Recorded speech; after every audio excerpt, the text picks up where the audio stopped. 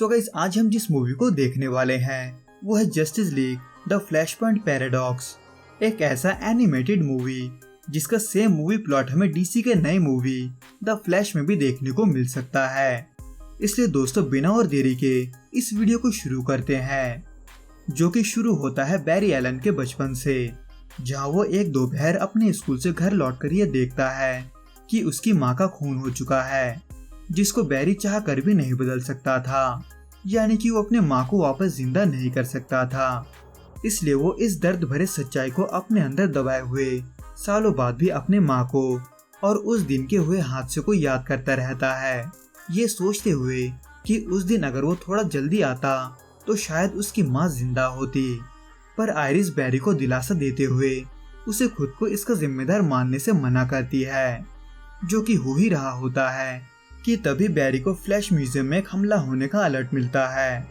इसलिए वो तभी फ्लैश में बदलते हुए वहां पहुंचता है, जहां वो ये देखता है कि उस हमले के पीछे मिरर मास्टर, कैप्टन बूमरैंग और कोल्ड जैसे विलन का हाथ है, जो थोड़े हाथापाई के बाद फ्लैश को एक चिपचिपे जाल में फंसा लेते हैं। इन शॉर्ट, ये सब फ्लैश को पकड़ने का एक जाल होता है, पर फ्लैश को भी ये पता होता है कि उनमें से किसी के पास भी इतना दिमाग नहीं है जो उसको पकड़ने का प्लान बना सके, जो कि सही भी होता है, क्योंकि फ्लैश को पकड़ने के लिए उन सभी को किसी ने हायर किया था, जो कि होता है रिवर्स फ्लैश यानी कि जूम, जो फाइनली खुद को फ्लैश के सामने लाते हुए उसके अलावा उसके बाकी साथियों पर फ्यूचर का एक बॉम्ब लगा देता है, जो कि इतना खतरनाक होता है कि उसका धमाका उन सभी के अलावा वहाँ के हजारों इनोसेंट लोगों को भी मार सकता है। इसलिए फ्लैश उसे वहीं पर रोकने के लिए खुद के ऊपर लगा हुआ चिपचिपा चीज ही इस्तेमाल करता है, ताकि जूम खुद को बचाने के लिए उन बॉम्ब्स को डिफ्यूज कर दे। पर जूम ऐसा नहीं करता, वो फ्लैश को मारने के लिए खुद का कुर्बानी भी देने को तैयार होता है। जो कि चल ही रहा होता है कि तभी वहाँ पर सुपरमैन के अलावा बाकी के जस्टिस लीग के मेंबर भी आ जाते हैं, जो कि लोगों को बचाने के लिए उन विलन्स में से एक एक को एक एक जस्टिस लीग मेंबर अलग अलग जगह पर ले जाते हैं जहाँ कोई ना हो। इन शॉर्ट, वो सभी बॉम्ब्स को डिफ्यूज कर देते हैं। पर इन सब के बाद जब सुपरमैन जूम को जेल में ले जा रहा होता है, तब जूम जाते जाते फ्लैश के उस घाव को कुरेद के जाता है, जो कि अब भी नहीं भरा था। यानी कि वो वहाँ से ये कहते हुए चला जाता है कि चाहे वो कितना भी तेज भाग ले, वो सभी को नहीं बचा सकता, खास करके उनको जो उसके लाइफ में सबसे ज्यादा मैटर करते हो, यानी कि उसकी माँ को। जिसको सुनने के बाद फ्लैश इस बात को अपने दिमाग से नहीं निकाल पाता और वो ये बोलते हुए भागना शुरू करता है कि उसकी माँ को जिंदा होना चाहिए था। जिसके बाद हमें यहाँ पर अगले सीन में बैरी अपने ऑफिस में जागता हुआ दिखता है, जहाँ वो इस न्यूज को अपने आंखों के सामने देखता है कि दुनिया में चारों तरफ तबाही मचा हुआ है, जहाँ वो न्यूज में कैप्टन बूमरैंग को सिटीजन कोल्ड से लड़ता हुआ देखता है, जो कि बैरी के हिसाब से कुछ देर पहले ही गिरफ्तार हुए थे। पर अब जब उन्हें वहाँ रोकने कोई भी नहीं गया था, तो ऐसे में बैरी उनको रोकने के लिए वहाँ से निकलता है। पर वो जैसे ही अपने सूट को पहनने के लिए अपने अंगूठी की तरफ बढ़ता है, उसे वहाँ पर अपना अंगूठी नहीं मिलता, जिसके वजह से उसका ध्यान भटक जाता है और वो सीढ़ियों से गिर जाता है। पर जैसे ही वो उठता है, वो अपनी माँ को अपने आंखों के सामने देखता है, जिसको वो अपने सामने देख गले से लगाकर उसे उस डिनर के लिए ले जाता है, जो कि उसके माँ के हिसाब से उसी ने प्लान किया था। पर बैरी को थोड़ा अजीब बर्ताव करता हुआ देख उसकी माँ को ऐसा लगता है कि वहाँ पर चल रहे जंग के वजह से वो थोड़ा सदमे में है। पर बैरी को यह नहीं पता होता कि उसकी माँ किस जंग की बात कर रही है। उसे फिलहाल अपने अंदर सब कुछ अजीब महसूस होता है। इन शॉर्ट, उसे अपना पावर महसूस नहीं होता, जिसको वो अपने माँ को समझाने के लिए अपने इस राज पर से पर्दा उठा देता है कि वही फ्लैश है जो दुनिया में सबसे तेज दौड़ता है। पर उसकी माँ को ये पता ही नहीं होता कि फ्लैश आखिर कौन है। इनफैक्ट, जैसे ही बैरी ये बताता है कि वो एक सुपर हीरो है, उसकी माँ वैसे ही हंसने लगती है। पर वहीं इसके दूसरी तरफ बैटमैन जोकर के एक साथी योयो से लड़ रहा होता है, जो कि दरअसल बहुत ही बेरहम होता है, इतना कि वो योयो से जोकर के बारे में जानकारी हासिल करने के लिए उसे छत से ही फेंक देता है। वैसे तो साइबॉर्ग आकर उसे बचा लेता है, पर साइबॉर्ग वहाँ पर किसी और काम के लिए ही आया होता है, यानी कि बैटमैन को अपने टीम में शामिल करने के लिए, जिसमें कुछ विलन्स के अलावा सभी शज़ैम मौजूद होते हैं। पर बैटमैन उनके टीम में शामिल होने से मना कर देता है, ये बोलते हुए कि वो जिस जंग को रोकने की कोशिश कर रहे हैं वो जंग वो पहले ही हार चुके हैं। इन शॉर्ट ये वो जंग होता है जो कि अमेज़न्स और अटलांटियंस के बीच चल रहा होता है, जिसके वजह से चारों तरफ तबाही मचा होता है। इनफैक्ट पूरी दुनिया दो हिस्से में बटा होता है, जिसमें एक तरफ डायना प्रिंस यानी कि वंडर वुमेन होती है और दूसरी तरफ एक्वामैन, जो कि इंसानों को बीच में आता देख उन्हें कीड़ों की तरह मसल देते हैं और अपने जंग को जारी रखते हैं। खैर वही बैरी, जिसे ये समझ में नहीं आ रहा होता कि ये सब क्या हो रहा है, वो ऐसे में अपने गर्लफ्रेंड आयरिस से मिलने जाता है। पर वो वहाँ जाकर ये देखता है कि आयरिस का एक परिवार है जो बैरी को बिल्कुल भी नहीं पहचानती। इसलिए वो इस सिचुएशन को समझने के लिए गॉथम जाता है, ब्रूस यानी कि बैटमैन से मिलने के लिए। पर उसके घर पर कोई नहीं होता सिवाय धूल और मकड़ी के जालों के। लेकिन अब जब उसे बैटमैन के बैट केव के बारे में पता था तो ऐसे में वो ब्रूस को ढूंढने बैट केव में जाता है। हालांकि उसे वहां पर बैटमैन तो मिलता है, पर वो बैटमैन नहीं होता जिसको वो जानता था, क्योंकि इस बैटमैन को यह नहीं पता होता कि बैरी एलन या फिर द फ्लैश कौन है।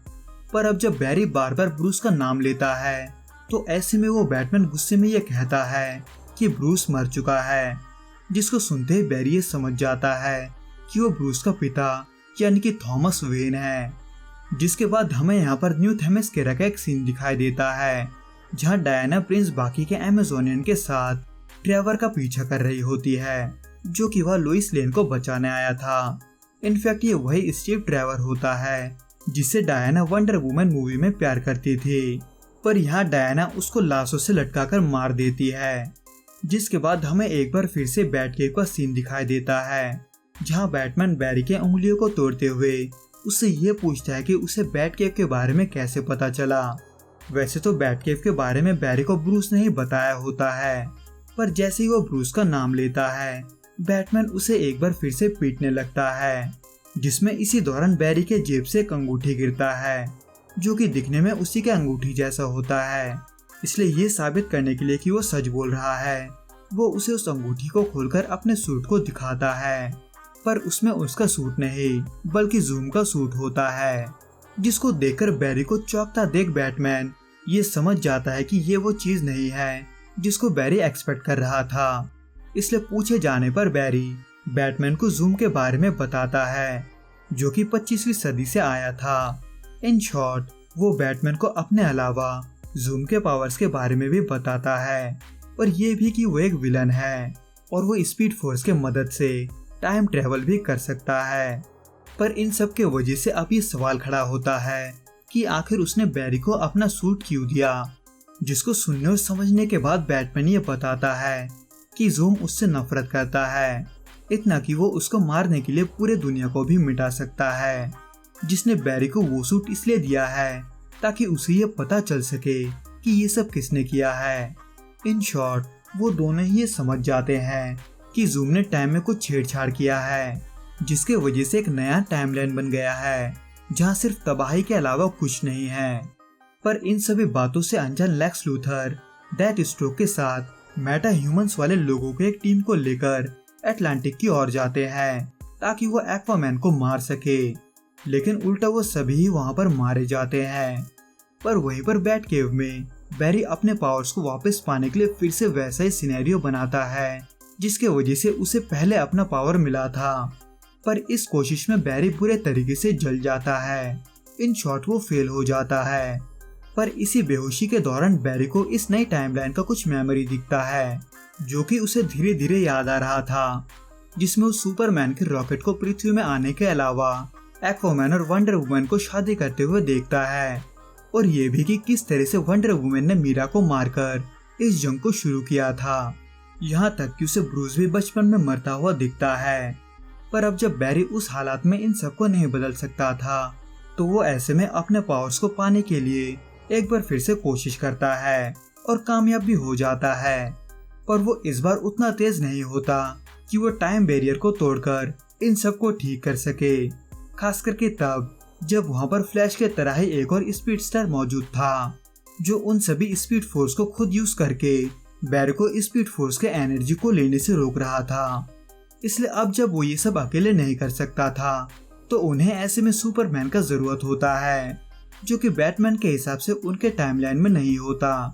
पर अब जब बैरी ने अपने नए मेमोरी में सुपरमैन के रॉकेट को पृथ्वी पर आते हुए देखा था, तो ऐसे में वो बैटमैन से सुपरमैन को ढूंढने बोलता है। इसलिए वो अपने मदद के लिए साइबोर्ग को बुलाता है,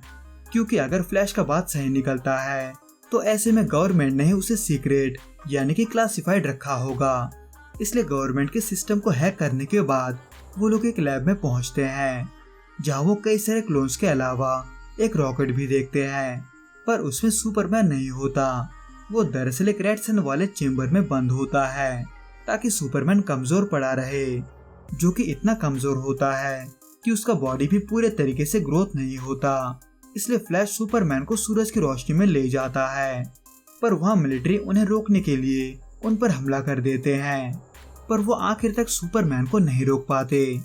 पर इन सभी बातों से अनजान एक्वामैन और वंडर वुमन अपने जंग का आखिरी बड़ा हमला शुरू करते हैं, जो पूरे दुनिया को तबाह कर सकता है। इसलिए साइबोर्ग बैरी के कहने पर अपनी टीम के साथ दोनों को रोकने के लिए निकलता है,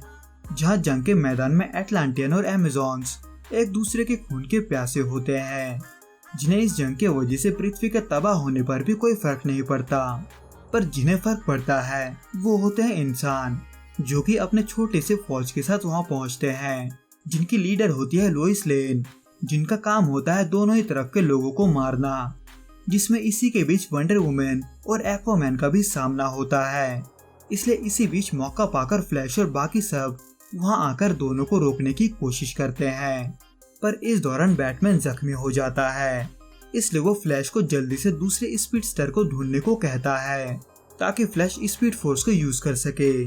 जो कि दरअसल इत्तेफाक से वही छुपा होता है, यानी कि जूम, जिससे लड़ने के दौरान फ्लैश को ये पता चलता है कि ये सब जूम ने नहीं बल्कि उसी ने किया है, यानी कि उसने अपने माँ को बचाकर पूरे टाइमलाइन को ही बदल दिया है, जिसकी वजह से वो अपने आंखों के सामने शज़ैम को वंडर वुमन के हाथों मरता हुआ देखता है और साइबोर्ग को एक्वामैन के हाथों। हालांकि तभी सुपरमैन आकर लेजर बीम से एक्वामैन का हाथ काट देता है, पर वो साइबोर्ग को नहीं बचा पाता।